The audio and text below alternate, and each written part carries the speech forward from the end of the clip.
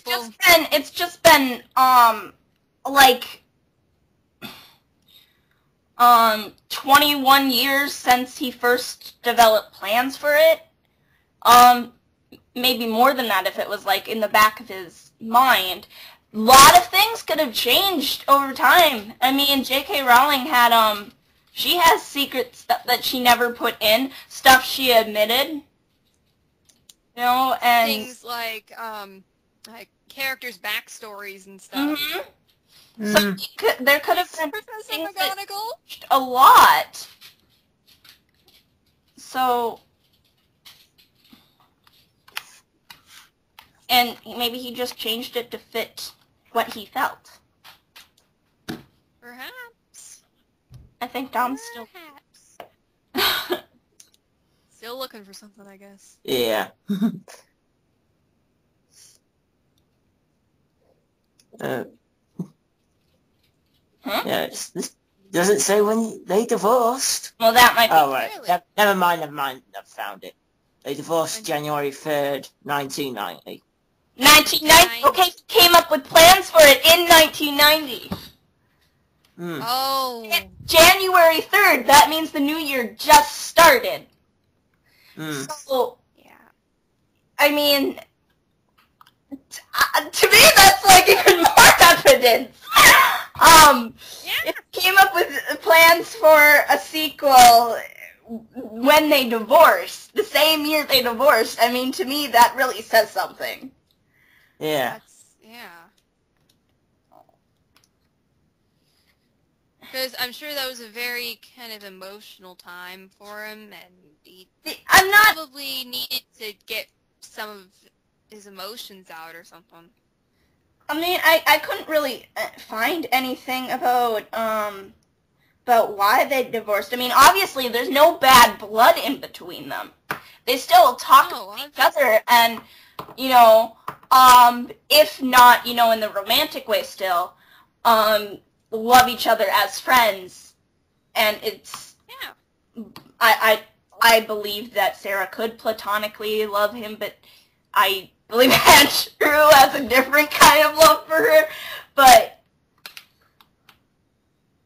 kind of like Eric and Christine. Yeah, exactly! Platonic and romantic. I really think there's He loves her to death, and she just loves him as a friend or a teacher or something. Mm-hmm. I mean, because he helped her get big on the scene. Uh-huh. To me, there's so much here that it... So many similarities. There's so many. Yeah, exactly.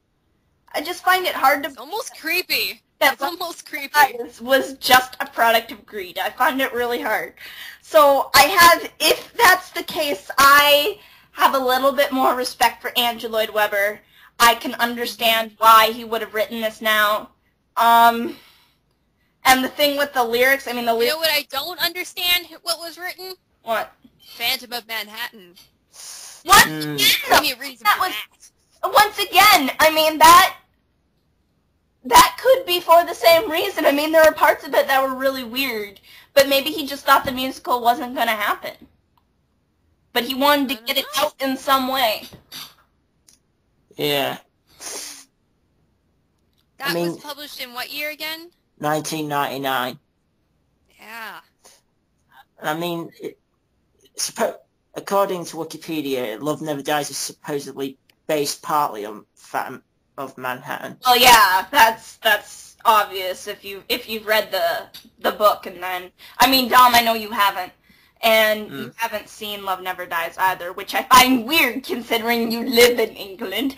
But yes, but as I have told you on previous Skype conversations, I don't have enough money to go to London and see the show. London's very far away for you. I'm just saying how ironic it is. Yes.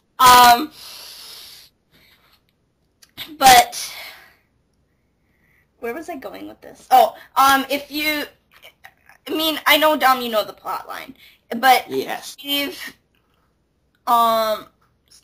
seen it, Allie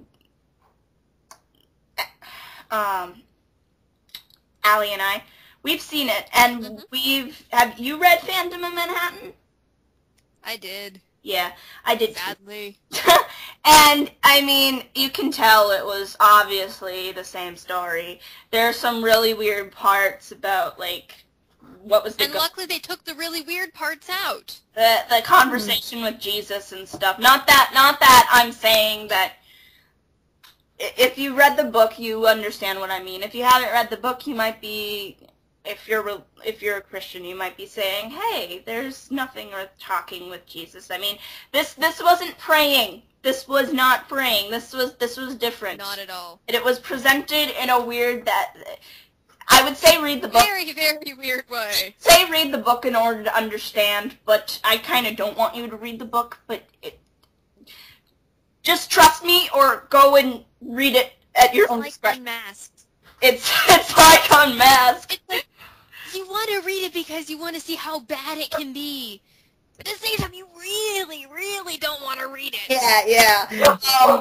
But it's, just trust me on this, and people are home, so you might hear noise. But there's that, and the whole Mammon thing was really strange. Oh, goodness. Don't even get me started.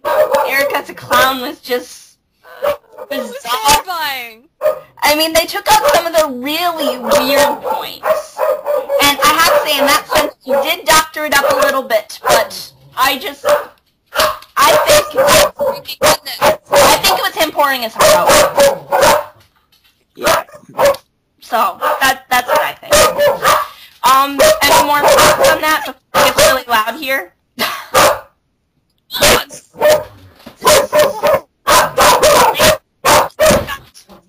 Where's a dog silencer when you need one?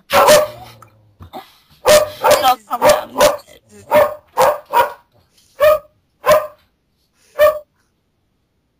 Okay. Done? Is it done? Anyway. So, any more thoughts? Anything else you want to share? I can't really think of anything else I want to say. Well, we can just talk about the show itself, what you liked and didn't like. Well, Oh, you mean Love Never Dies? yes. Oh, Okay, what are the things that you did kind of enjoy? What did you think that was good about it? I liked Till I Hear You Sing. I liked Devil Take That. I liked Ramin. Sierra Baguettes is a fabulous Christine. I disagree. I disagree. Okay, so she's a fabulous Christine. Okay. Here's the thing. I had to sit through the entire 25th anniversary of her thin, streaky voice. I believe that her voice is thin and streaky and not that of an opera singer. I think she did marvelous. She did very, very good. But we're not here to talk about the 25th anniversary. I told you that this... I know, but she was in the 25th anniversary. Hey, she makes a fantastic Ariel, so shush. That's all she is, Ariel. Anyway, I liked Till I Hear You Sing, Devil Take the Hindmost, Beauty Underneath. The Phantom confronts Christine. Oh, I like the newer version of that because he's all like grabs by throat. Yeah. It was like, tell me. Oh, poor Sierra. She gets grabbed by the throat. I mean, she does.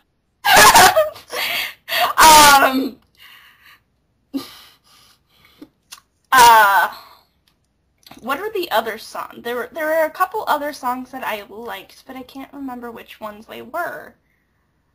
Well, I'm just gonna go on with my likes list. Okay. Okay, so, The lyrics in some parts were actually very good when they were edited. The things you'll get on the the original CD. Oh goodness, just kill me right now. And we can't all it's be beautiful. like It's so beautiful. It's beautiful. Every word. There, I just taught you all the words to Love Never Dies. I think it's beautiful. It's beautiful. Anyway, that's like the entire thing. I think it's beautiful. Used that word so many times I can't even express. And some of the lyrics were actually really good when they were changed. I can't really name any right now because I can't remember the whole thing anymore. Because obviously I haven't listened to it for a very long time. Oh, do you expect it came out in what, like 2010? Well, yeah, you'd say like that's a long time ago. It's a long time for me. It was a year and a half ago, although we've been freaking about it forever. It feels like Love Never Dies has been here for like 10 years. Still pretty new and stuff, but,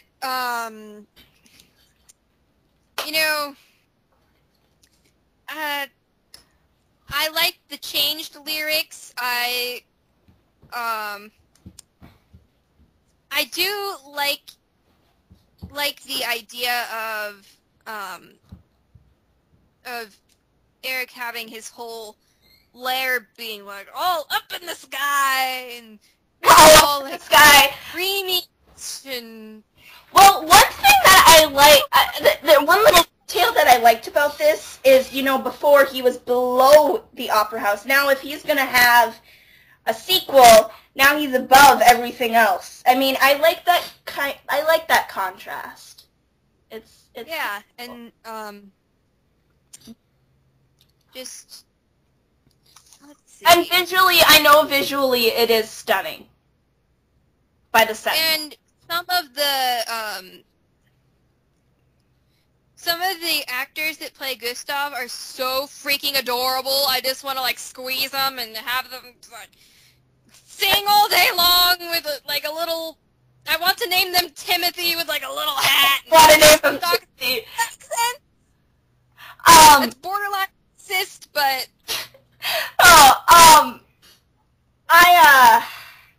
even though I'm like totally against Eric having a son,